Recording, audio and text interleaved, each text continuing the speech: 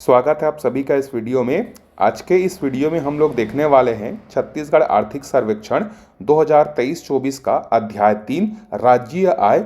इसके 20 MCQ question हम लोग करने वाले हैं। ये जो क्वेश्चन है एमसीक्यू बेसिस पर ये आने वाला आपका सीजीपीएससी या व्यापम के और भी एग्जाम्स जो होंगे अभी उन सब के लिए ये क्या है इम्पॉर्टेंट है। तो देखते हैं यहाँ पर 20 एमसीक्यू क्वेश्चन। चलिए पहला क्वेश्चन हम लोग देखते हैं। पहला क्वेश्चन है, वर्ष 2023-24 में प्रचलित भावों के आधार पर छत्तीसगढ़ राज्य का सकल घरेलू उत्पाद का अग्रिम अनुमानित प्रतिशत है। अब देखिए, जब भी आप कोई भी चीज पढ़ते हैं, चाहे वृद्धि दर पढ़ें, चाहे किस क्षेत्र का कितना हिस्सा है, तो वहां पर दो चीजें आपको हमेशा ध्यान रखनी है या दो वर्ष के आधार पर गणना की जाती है। और ये जो वर्ष है, एक है आपका आधार वर्ष, ठीक है। जब आपको पूछा जाएगा आधार वर्ष या इसी को मतलब बोल सकते हैं आप स्थिर भाव, ठीक है। जब आपको किसी भी चीज का वृद्धि या हिस्सा स्थिर भाव के आधार पर पूछा जा रहा है, मतलब आपको आधार वर्ष से तुलना करके उसका हिस्सा या उसका वृद्धि दर बताना है। दूसरा है आपका एक और होता है प्रचलित भाव। प्रचलित भाव मतलब विगत वर्ष की तुलना में, ठीक है। विगत वर्ष की तुलना में आपने कितना कमाया, कितना वृद्धि दर रहा, वो क्या कहलाता है आपका प्रचलित भाव। तो स्थिर भाव मतलब एक निश्चित आधार वर्ष से तुलना करके हम लोग बताते हैं। प्रचलित भाव में हम लोग विगत वर्ष से तुलना करके बताते हैं। अब देखिए, ये जो आधार वर्ष है अब ये हमारे लिए अभी 2011-12 है, ठीक है। तो जब भी हम लोग आधार वर्ष की बात करके तुलना करेंगे तो वो 2011-12 से तुलना करके हम लोग बताएंगे। तो यहाँ पर हमें पूछा है, देखिए, प्रचलित भाव के आधार पर हमारा जो छत्तीसगढ़ का जो जीएसडीपी है, ठीक है, ग्रॉस स्टेट डोमेस्टिक प्रोडक्ट, इसमें क्या आपका अनुमानित प्रतिशत है। तो प्रचलित भाव के आधार पर 8.93% ये हमारा छत्तीसगढ़ का क्या है जीएसडीपी है। चलिए दूसरे प्रश्न पर बढ़ते हैं। देखिए यहाँ पर वर्ष 2023-24 के स्थिर भाव में, अब देखिए पहले प्रचलित भाव में पूछा था, अभी स्थिर भाव के आधार पर पूछा जा रहा है। तो स्थिर भाव के आधार पर सकल घरेलू उत्पाद का अग्रिम अनुमानित कितना प्रतिशत है आपका 6.56%। ऊपर वाला कितना था देखिए 8.93% आपका प्रचलित है।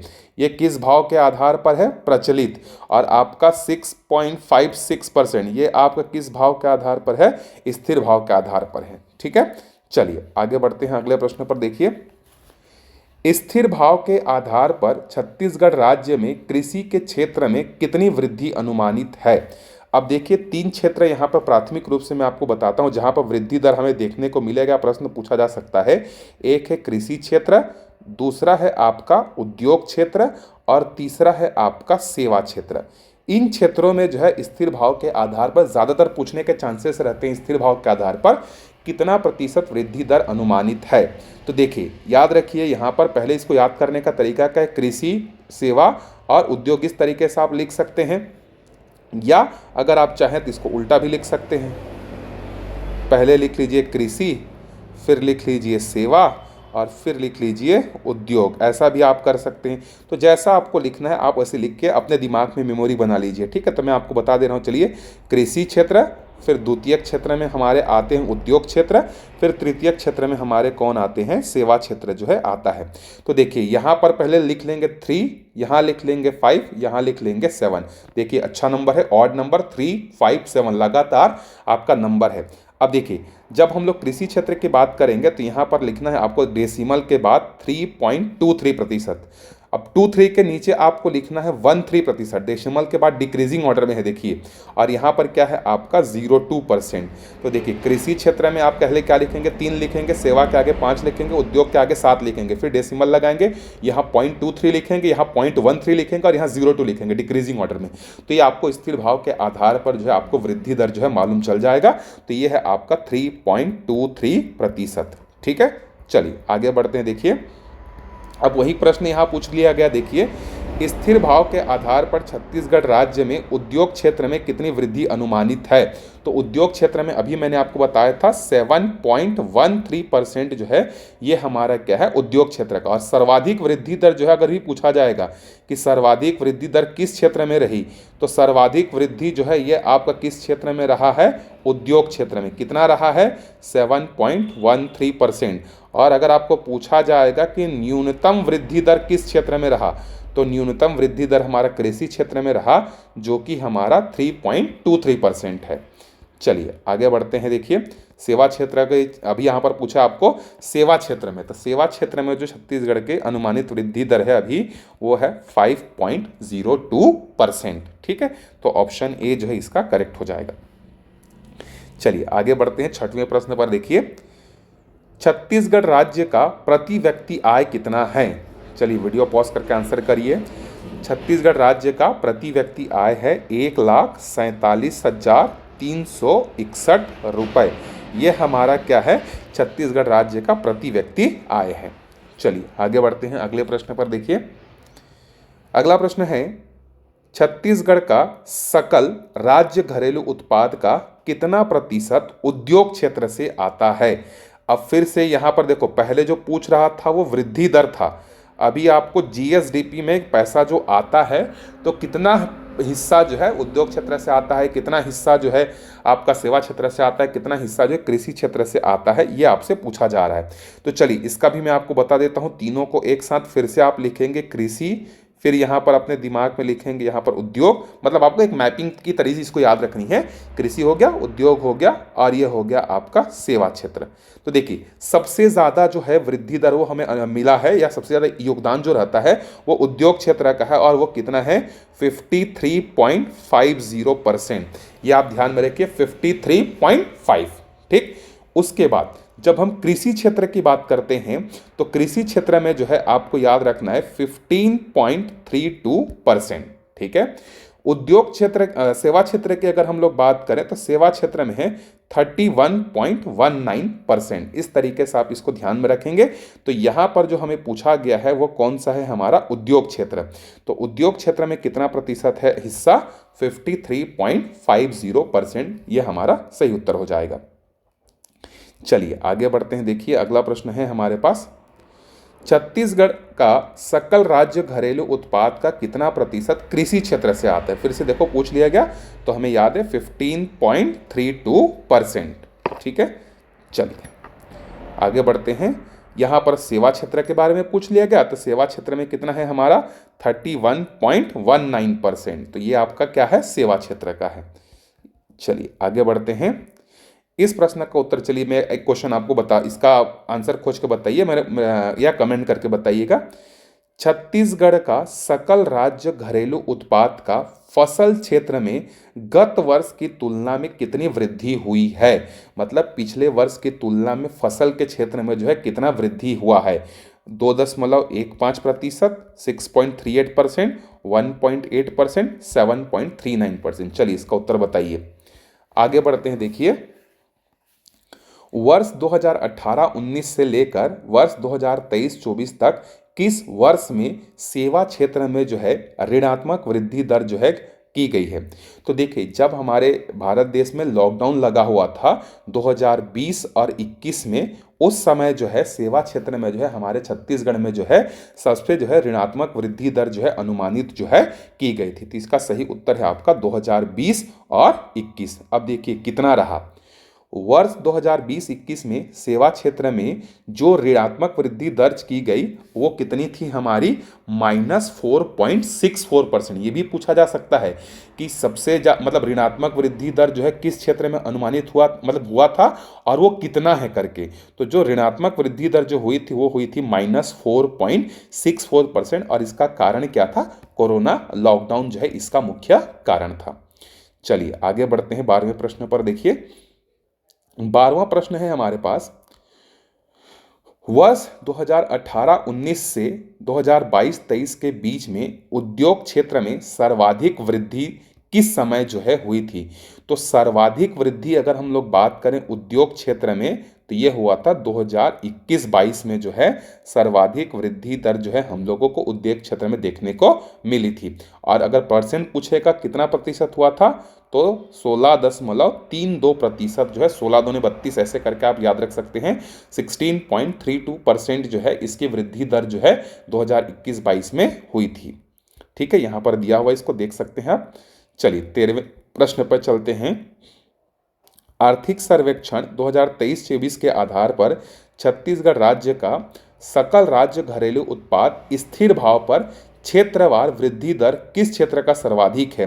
तो ये तो मैंने आपको बता दिया था, उद्योग क्षेत्र का जो है सबसे सर्वाधिक है, 53.50% के साथ आपका उद्योग क्षेत्र जो है इसका सही आंसर जो है हो जाए। अच्छा, यहाँ पर क्या पूछा है? वृद्धि दर पूछा है, सॉरी। तो वृद्धि दर भी जो है मतलब चाहे हिस्सा पूछे चाहे आपका वृद्धि दर पूछे, दोनों का आंसर क्या होगा? उद्योग क्षेत्र ही होगा। लेकिन यहाँ पर वृद्धि दर पूछा है तो यहाँ पर वृद्धि दर होगा हमारा 7.13%। ठीक है, ये उद्योग क्षेत्र का जो है ये हमारा जो है आंसर जो है हो जाएगा। चलिए आगे बढ़ते हैं। अगला प्रश्न है, आर्थिक सर्वेक्षण 2023-24 के अनुसार छत्तीसगढ़ का सकल राज्य घरेलू उत्पाद स्थिर भाव पर आपको पूछा है क्षेत्रवार वृद्धि दर किसका न्यूनतम है? तो कृषि क्षेत्र का वृद्धि दर जो है ये आपका क्या है? न्यूनतम है। कितना है? 3.23%। ठीक है, सर्वाधिक है उद्योग क्षेत्र का 7.13, सेवा क्षेत्र का 5.02।